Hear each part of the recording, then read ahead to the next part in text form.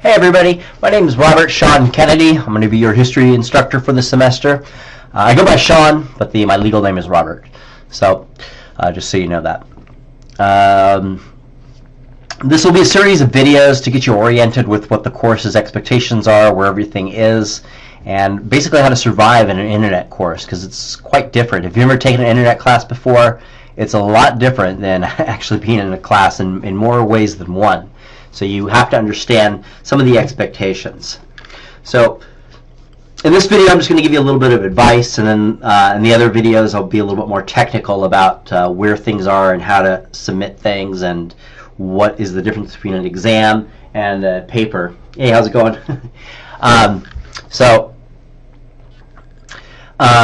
The first bit of advice that I would give you is you want to set yourself a schedule.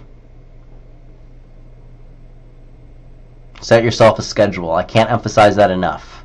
The problem with an internet class is that they're convenient. Right? That is the problem. It's the benefit of an internet class, and it's the problem with an internet class.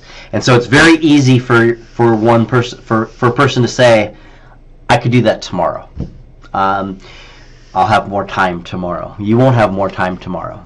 Right? You don't have more time today, so you won't have more time tomorrow. You really need to look at your schedule, your current schedule that you have going on, all of your responsibilities, work, family, church, whatever it is, sports, hanging out with friends or family, whatever the case is, and you need to find where you can fit this class on a regular basis. A couple of hours at a time, 3 to 4 times a week. Right, so you want to have yourself a schedule, and you want to let other people know in your life that this is my schedule. So whatever it is, on Monday, Wednesday, Fridays from 6 a.m. to 8 a.m. or Tuesday, Thursday, Saturday from 11 to 1 in the morning, whatever works for you, find a schedule and stick to it, and let the people in your life, your spouses, your friends, your children know that I am going to sit down, and when I'm on the computer during these times, it's me doing my internet classwork. Without a set schedule, again, it'd be very easy to procrastinate. And the secret to success in anything, really, but especially in an internet class, is not to procrastinate. If you wish to succeed, you can procrastinate all you want, right? But success really won't come to you. It'll pile on way too much. You'll dig way too many holes. Right? And especially for material that's complex like this. This isn't your high school history class. You just sit and take a few bubble exams and you get a grade. This is a course that's going to require you to think about the information, to get into the information, to read, to really dive into this information. So, and you have to have that schedule, and so your brain will allow you to work with this material. Right? You have to understand how this thing works. It just doesn't. When you try to absorb things too quickly, things don't work out too well. So that's my biggest piece of advice: a schedule, right? And stick to it throughout the semester. Let people know in your life that you have a set schedule for your internet class, and you cannot compromise from it. Right? That's how you'll succeed in this course, and the rest will take care of itself. Right? All the other stuff will take care of itself if you have a set schedule and you stick to it and insist on it. Okay. Let's see. What other piece of advice do I have? Here we go. Contacting me. Contact me through email. Robert Kennedy, historyteacher@gmail.com. That's Robert Kennedy, historyteacher@gmail.com. So that's where you're going to want to first contact me if you ever have a question or something's going wrong or whatever the case is. Contact me there. Telephone. My telephone number is 872-2654, but that doesn't really work out too well if you call me, I don't know. I usually get a lot of calls late at night because I think a lot of internet students work throughout the day, and then they do their work at night, and so they'll call me like on a Friday night at 11, and I don't get the message until maybe Monday afternoon when I finally get into my office after teaching classes. So if you email me, I will get your message like that, right? I check my email regularly. I've got that email address, that Robert Kennedy history teacher at gmail.com plugged into my phone, so it pops up here. So I usually have my phone around like everybody else, right? And so if you email me, you have a question, concern, I can get to you fairly quickly, right? If we need to talk on the phone, we could establish it from that email. So email me if you want to get a hold of me at first. If we need to talk on the phone, by all means, I'll definitely arrange to talk to you on the phone. But the most expeditious way is to email me at first. The other thing I'd like to point out, if you have technical problems, you go to click something and it doesn't open up, the tests aren't working right, you can't submit something, whatever the case is, there's a million things that go wrong with internet courses. I don't know what the problem is, basically, is all I'm going to say. I really don't. I'm not a techie. I'm pretty savvy when it comes to putting up websites and all of that kind of stuff, but I just use kind of stock stuff. The people that can help you, though, are at Distance Education. Put this phone number into, push pause once I give you this phone number, and immediately put this into your cell phone right now, because you want this number handy. 872-2598. 872-2598. You want to call them if you have any technical problems. For instance, to take an exam on this in this course, you have to download software called Lockdown Browser. It's usually pretty easy to do. You just click and it downloads. But every once in a while, a student has technical problems, and then they'll email me or call me and say, I don't know what's going on, I can't do it. I don't know what's going on either. Right? These things go wrong with me all the time. And luckily, Distance Education is right down the hall for me, so I'm always over there. Call them. They're very helpful. They're very nice people. They'll be able to help you with those kinds of things. 872-2598. Put that in your cell phone number. Right? Put it in your contacts now.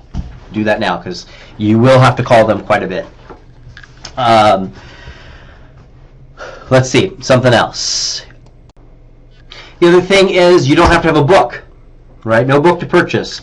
Although there is required reading, right? Not a lot, but there is required reading. So required reading is found all in the content right here, or the course website.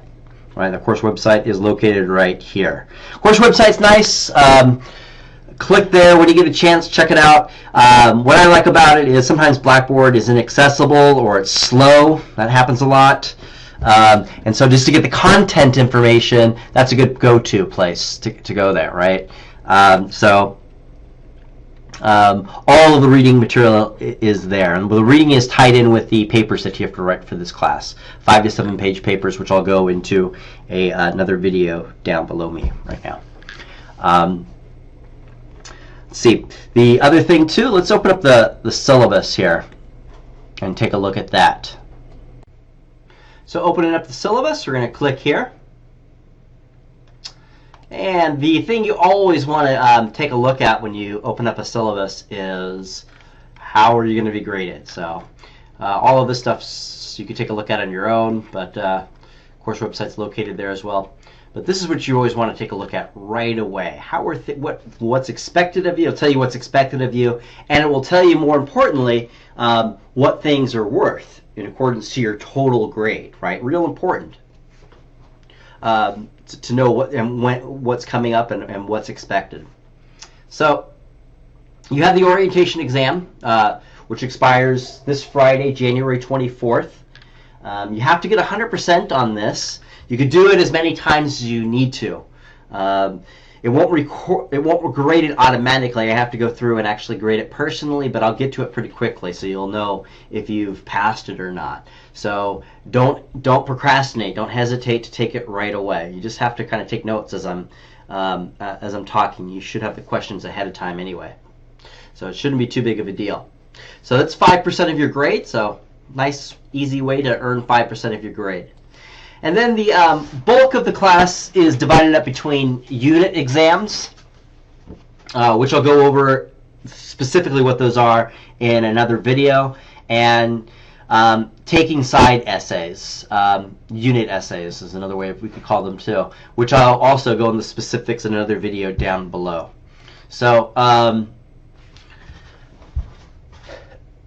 each exam is worth 10% of your grade, and each essay is worth 10% of your grade. So there's 4 exams and there are 4 essays. So altogether for the exams, it's 40% of your grade, and all told for the essays, it's 40% of your grade. All right, there's one assignment which you have to do within the first unit. It's on reconstruction. It's basically watch a film and respond to some questions that are associated with the film on reconstruction. Easy way to earn 5% of your grade. So don't hesitate. Don't put that off in any way. Just get that done as quickly as possible, and which is nice because then you'll have 10% of your grade locked up, right? So if you get you're going to get 100% on this no matter what. Well, unless you don't do it, or it's incomplete, or you didn't answer the questions correctly, so that you have to do it until you get 100%. So you're going to get 5% there, and pretty much if you just respond to the questions accurately, thoroughly, you're going to get the full 5% there. So 10% of your grade locked up. The final exam is 10% of your grade also. All right. Keep that in mind. The final exam sounds like a really scary word. Final exam, right? And it freaks a lot of students out. Just keep in mind 10%. That's significant. I mean, you don't want to blow it off, but it's not going to make or break you, in other words. So just keep that in mind. 10% of your grade. The late policy, let's take a look at that right here. So for unit essay exams, if you miss one, you have to email me within 24 hours. You have to email me within 24 hours. So usually they expire on Fridays, basically, with specific dates. So and those are available up here. Right, these are Fridays. So if you don't take it by Saturday, you have to email me. You don't have to explain. Just say I didn't do it. Right? You don't have to tell me about how you were sick, or someone in your family was sick, or you were in Mexico, or you forgot about it. Right? Whatever the case is, you just say I didn't do it. And what happens is the next unit exam, I will plug in the score that you earned for. Let's say you miss unit exam 1 right here. So you missed that one. So unit exam 2, you earn a 80%. I will plug that into unit exam 1 minus 10%. Right? So if you got an 80 on that, then you would earn a 70 for your unit 1, the one you missed. All right? So just to let you know about that. Late taking side essays will be deducted 5% for each day they're late. So after, let's see, what is that? Doing the math real quick. So basically, for every 2 days that it's late, you're going to lose an entire letter grade, right? 5%, 10%, 20% after 4 days, 30% after 6 days, so on and so forth. So keep that in mind. The final exam cannot be made up, so make sure you do it. It'll be open for quite a while when we get towards the end of the semester. And I'll talk more about the final exam towards the end of the semester. I'm not going to get too much into it now. Let's see, what else should we talk about in the final? This piece of information here might really spur some incentive for you, though. For those students that successfully complete unit exams 1 through 4, assignment 1, and the taking side essays, with a 90% or higher without missing one of them. So if you miss one of them, then this deal is off, whether you can make it up or not, whatever the case is.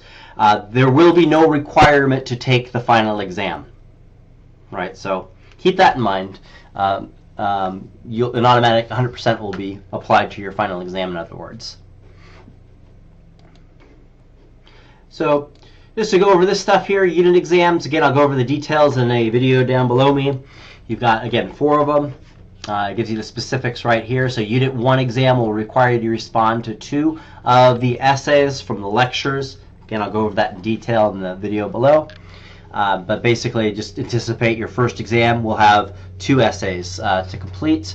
You basically, what the exam is you open it up, and it's a timed exam, right? And you type it within there. You don't send it to me, but you type it, and you click submit from there, right, in a timed exam.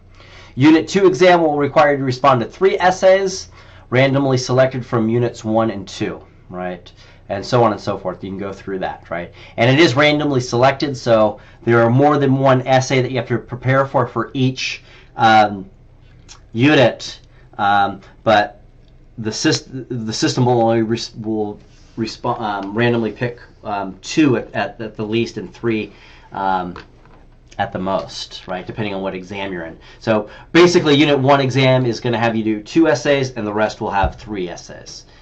Taking side essays, I need you to email me within the next few days, by this Friday, and let me know which essay you're going to do, right, which historical question you're going to do, right? And again, the details for that are on the video titled Taking Sides Essay down below me right now. So I would click this right here for instructions and have that handy and a reference for you.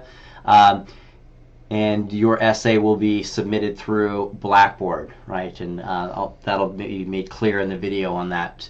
And you can find it on Blackboard itself. Let's see here. Any extra credit available? There will be extra credit available. The thing you need to keep in mind is that you have to earn a 70% outright for your extra credit to be applied to your final grade at the end of the semester. So in other words, you can't earn an outright D in the course and get a C or a B in this class because of extra credit. So keep that in mind. Let's see here. Plagiarism, real quick, and then I think I'll be out of here for this video. Just don't do it. Real easy to detect, very easy to detect. For those that choose to do it, it will be detected. An automatic F, no questions asked, just you're out, right? It's you know if you plagiarized or not. So if you plagiarize, you copy something from the internet, you don't need to go to any website for this course. Everything I provide you is the only reference that you want to do, right? Don't go anywhere else. Just use the material provided, right? And that's the safest way not to plagiarize. But automatic F, and then you get reported to Student Affairs. Okay, that's it for this video. Watch the rest of them, and as soon as you're done, take your online orientation exam. So you're done with that, and you've earned 100% on your first 5% for this course, and then you can just work from there. All right. So do let me know if you have any questions. Robert Kennedy, history teacher @gmail.com. You can get a hold of me there. I will talk to you guys later. I will be posting in the announcements right here. You can find the announcements right here under contact, here or here, right there, or where we go, there. It takes you.